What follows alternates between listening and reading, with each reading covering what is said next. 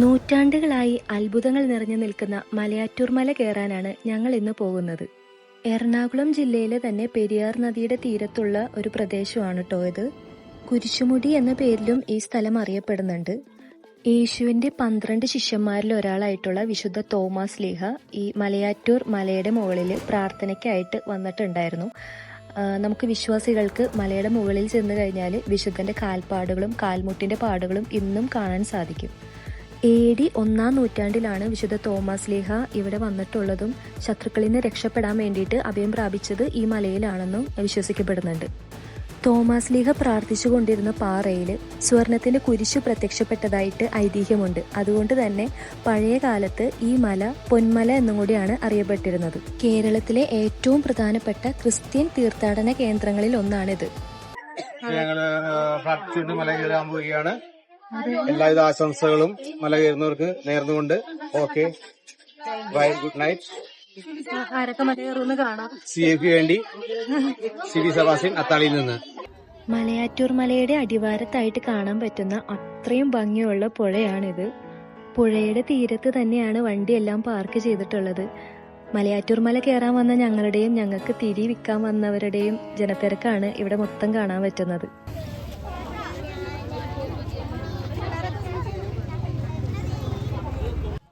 ഇവിടുന്നാണ് മലയിലേക്കുള്ള വഴി തുടങ്ങുന്നത്.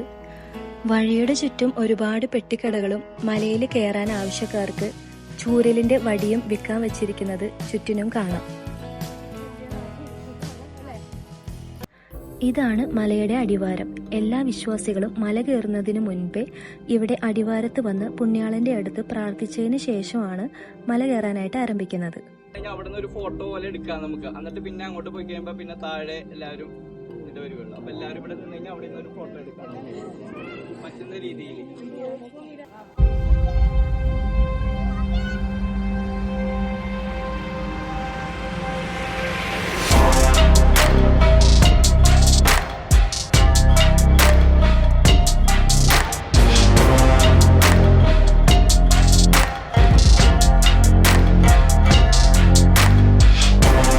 വലിയ മരങ്ങളുടെ ഇടയിലൂടെ മല കയറുമ്പോൾ നല്ല ഒരു രസമാണ്. താഴെ വീണ് കിടക്കുന്ന മഞ്ഞപ്പൂക്കളുടെ മുകളിലൂടെ ചവിട്ടി നടക്കുമ്പോൾ വേറൊരു സ്ഥലത്ത് എത്തിയ പോലത്തെ ഒരു ഫീലാണ് കിട്ടുന്നത്. മലയുടെ 2 വശത്തും കൊടും കാടാണ്. എന്നാലും ചില സ്ഥലങ്ങളിൽ നോക്കിക്കഴിഞ്ഞാൽ അവിടേക്ക് കയറി ചെല്ലാൻ പറ്റുന്ന പോലത്തെ കുറച്ച് ഭാഗങ്ങൾ കണ്ടിരുന്നു. എന്നാലും അവിടെയെല്ലാം അപകട മേഖല തന്നെയാണ്. വെട്ടിക്കാൻ നോക്കണതാ, അവിടെ വരുമ്പോ വെട്ടിക്കാതാ.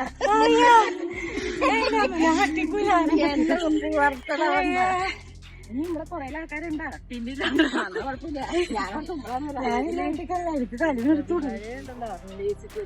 കുരിശിന്റെ വഴിയിലെ ഓരോ സ്ഥലങ്ങളും മലയുടെ ഓരോ ഭാഗത്തായിട്ടും സ്ഥാപിച്ചിട്ടുണ്ട്. ഇതിലെ 1-ാം സ്ഥലം എത്തുന്നത് വരെയാണ് നമുക്കൊരൽപ്പം ദൂരം തോന്നുന്നത്. അവിടെ നിന്ന് 14-ാം സ്ഥലം എത്തുമ്പോഴേക്കും വിശുദ്ധ തോമാസ് ലീഹയുടെ മന്ദിരവും പൊന്നിൻ കുരിശും നമുക്ക് വിശ്വാസികൾക്ക് കാണാൻ സാധിക്കും. യഹൂദിയായിലെ ഗലീലി എന്ന സ്ഥലത്ത് മത്സ്യത്തൊഴിലാളി കുടുംബത്തിൽപ്പെട്ട ഒരു ആളായിരുന്നു വിശുദ്ധ തോമാസ് ലീഹ. യേശുവിന്റെ പ്രബോധനങ്ങളിലെല്ലാം ആകർഷിക്കപ്പെട്ട് സ്വന്തം വള്ളവും വലയും എല്ലാം ഉപേക്ഷിച്ച് യേശുവിന്റെ ശിഷ്യനായി മാറിയ ഒരു വ്യക്തിയാണ് ഇദ്ദേഹം. യേശുവിന്റെ മരണശേഷം ശിഷ്യന്മാരെല്ലാവരും ലോകമെമ്പാടും യേശുവിന്റെ വചനങ്ങളെല്ലാം പ്രഘോഷിക്കാനായിട്ട് തീരുമാനമെടുത്തപ്പോൾ വിശുദ്ധ തോമാസ് ലീഹയ്ക്ക് കിട്ടിയ പ്രദേശം നമ്മുടെ ഭാരതം എന്ന പ്രദേശമാണ്. അങ്ങനെയാണ് വിശുദ്ധൻ ഭാരതത്തിലെത്തിപ്പെടുന്നത്. കേരളത്തിൽ കപ്പലിറങ്ങിയ തോമാസ് ലീഹ പലയിടങ്ങളിലായി 7 പള്ളികളോളം സ്ഥാപിച്ചിട്ടുണ്ട് എന്നാണ് വിശ്വാസം. അങ്ങനെ വന്യമൃഗങ്ങളുടെ സങ്കേതമായിട്ട് അന്ന് അറിയപ്പെട്ടിരുന്ന മലയാറ്റൂരിലും വിശുദ്ധൻ എത്തപ്പെട്ടു. വന്യമൃഗങ്ങളിൽ നിന്ന് രക്ഷ തേടി വിശുദ്ധ തോമാസ് ലീഹ മലമുകളിൽ ദിവസങ്ങളോളം പ്രാർത്ഥനയിൽ മുഴുകി കഴിഞ്ഞിട്ടുണ്ട്. മലയാറ്റൂരിൽ നിന്നും മദ്രാസിലെ മൈലാപ്പൂരിലേക്കുള്ള യാത്രയിൽ വെച്ചാണ് വിശുദ്ധൻ കുന്തം കൊണ്ടുള്ള കുത്തേറ്റ് മരണപ്പെടുന്നത്. ഒരിക്കൽ മലയിൽ നായാട്ടിന് പോയ വേട്ടക്കാര് തോമാസ് ലീഹ മുമ്പ് പ്രാർത്ഥിച്ചിരുന്ന പാറയിൽ കയറി. അവരവിടെ വിശുദ്ധന്റെ കാൽമുട്ടുകളും കാൽപാദങ്ങളും പാറയിൽ പതിഞ്ഞിരിക്കുന്നതായിട്ട് കണ്ടു. ഇത് കണ്ട് അത്ഭുതപ്പെട്ട വേട്ടക്കാര് പെട്ടെന്ന് തന്നെ താഴ്വാരത്തുള്ള താമസക്കാരെ വിവരം അറിയിച്ചു. പ്രദേശവാസികളെല്ലാം പെട്ടെന്ന് തന്നെ മലയിലെത്തി പ്രാർത്ഥിക്കാൻ തുടങ്ങി. അവരവിടെ മലമുകളിൽ കണ്ട പൊന്നിൻകുരിശ് വണങ്ങി പ്രാർത്ഥന തുടങ്ങിയതോടെയാണ് മലയാറ്റൂരിലെ പൊന്മല കയറ്റത്തിന് തുടക്കം കുറിച്ചത്. കുരിശ് കണ്ടെത്തിയ മല എന്ന അർത്ഥത്തിലാണ് മലയാറ്റൂര് പിന്നീട് കുരിശുമല എന്ന പേരിലും അറിയപ്പെട്ടത്. കഷ്ടപ്പാടും ദുരിതവും കൊണ്ട് നിറഞ്ഞ അവരെ സുഖപ്പെടുത്താനായിട്ട് വിശുദ്ധൻ ഒരു വൃദ്ധന്റെ രൂപത്തിൽ വന്നിരുന്നെന്നും പണ്ട് വിശ്വാസമുണ്ട്. അങ്ങനെയാണ് വൃദ്ധന് മുത്തപ്പൻ എന്ന പേര് വന്നത്. മലയുടെ മുകളിലെത്തുമ്പോൾ ആന കുത്തിയ പള്ളിയും കൂറ്റൻ കൊക്കയുടെ അരികത്തായിട്ട് വരുന്ന ഒരിക്കലും വറ്റാത്ത അത്ഭുത കിണറും നമുക്ക് കാണാൻ സാധിക്കും. ഇതിനു ചുറ്റും വഴുക്കൻ പാറക്കെട്ടുകളും വലിയ കൊക്കയും ഉള്ളതുകൊണ്ട് തന്നെ ഈ പ്രദേശം മുഴുവനും വലിയ അപകടമേഖല തന്നെയാണ്. ആന കുത്തിയ പള്ളിയുടെ അടുത്ത് തന്നെയായിട്ട് പ്രാർത്ഥനയ്ക്ക് വേണ്ടി നിർമ്മിച്ച മറ്റൊരു പള്ളിയാണ് ഇത്. ആന കുത്തിയ ഭാഗം ഇപ്പോഴും കേടുപാടുകളൊന്നും കൂടാതെ തന്നെ ചില്ലിട്ട് സംരക്ഷിച്ചു പോരുന്നുണ്ട്. ഇന്ത്യയിലെ തന്നെ കത്തോലിക്കാ സഭയുടെ ആദ്യത്തെ രാജ്യാന്തര തീർത്ഥാടന കേന്ദ്രം കൂടിയാണ് മലയാറ്റൂർ. വലിയ നൊയമ്പ് കാലത്തും പുതുഞാറാഴ്ച തിരുനാളിനുമാണ് കൂടുതലായും വിശ്വാസികൾ കുരിശുമുടിയിലേക്ക് തീർത്ഥയാത്ര നടത്തുന്നത്.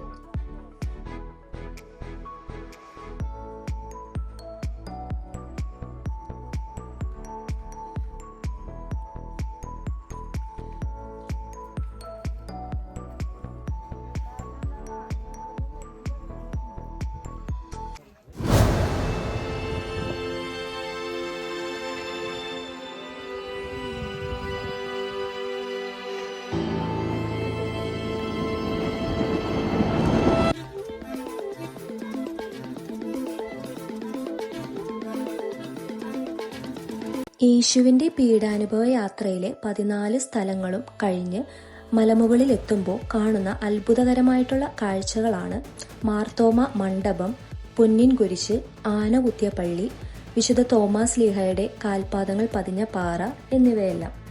ഇവയെല്ലാം കണ്ടു വണങ്ങി പ്രാർത്ഥനയോടെയാണ് വിശ്വാസികൾ മലയിറങ്ങുന്നത്. മലയാറ്റൂർ മലയുടെ വിശ്വാസങ്ങളിൽ തന്നെ ഏറ്റവും പ്രധാനമായി കാണുന്ന പൊന്നിൻ കുരിശാണിത്. വിശുദ്ധ തോമാസ് ലീഹ മലയുടെ മുകളിൽ പ്രാർത്ഥിച്ചു കൊണ്ടിരിക്കുമ്പോൾ പാറയുടെ മുകളിൽ തന്റെ കൈകൊണ്ട് തന്നെ ഒരു കുരിശിന്റെ രൂപം വരച്ചു. അത് പിന്നീട് പൊന്നിൻ കുരിശായി പ്രത്യക്ഷപ്പെട്ടു എന്നാണ് ഇവിടുത്തെ വിശ്വാസം. പൊന്നിൻ കുരിശ് കണ്ട് പ്രാർത്ഥിച്ച് താഴേക്ക് ഇറങ്ങുമ്പോൾ വിശുദ്ധ തോമാസ് ലീഹയുടെ കാൽപാദങ്ങൾ പതിഞ്ഞ പാറക്കല്ല് ചില്ലിട്ട് സൂക്ഷിച്ചിരിക്കുന്നത് നമുക്ക് കാണാൻ സാധിക്കും.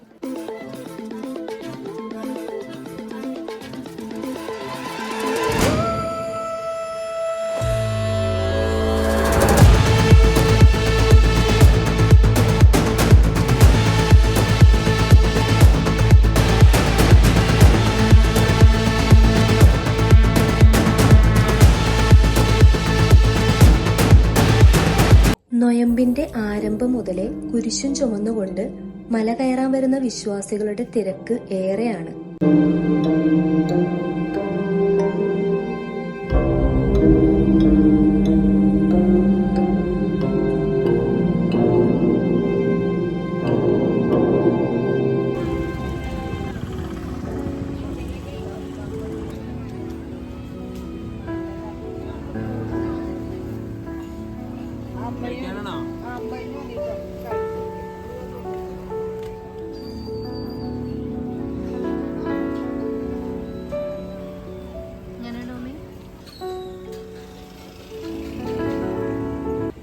ആകെ കോലം കെട്ട് മഴയത്ത് കൊണ്ടുപോയി. അയ്യോ രസമായിരുന്നു. ഞങ്ങൾ സെന്റ് ആന്റണീസ് ചർച്ചിന്റെ മലയാറ്റൂർ തീർത്ഥയാത്ര കഴിഞ്ഞുകൊണ്ട് ഞങ്ങളിപ്പോ പള്ളിയിലേക്ക് മടങ്ങുകയാണ്. അപ്പോൾ ബസ്സിലെ എണ്ണങ്ങൾ എടുത്തുകൊണ്ടിരിക്കുകയാണ്. ആൾക്കാര് ഒരു 3-4 പേര് കുറവുണ്ട്. കുറവുള്ളവര് എത്രയും പെട്ടെന്ന് അടുത്ത വണ്ടിയിൽ നാളെ കാലത്തെ ബസ്സിൽ കയറി പോരുക. ക്യാമറ മാറ്റി ടിൻസിയോടൊപ്പം സിബി, ടിൻസിയുടെ അമ്മ, അല്ല മറ്റേ റിനി ജോയ്സ്, കേന്ദ്രസമിതി സെക്രട്ടറി മേലിയും കേന്ദ്രസമിതി പ്രസിഡന്റ് സാൻസിനൊപ്പം വികാരി അച്ഛനും മറ്റുള്ള ജനങ്ങളും.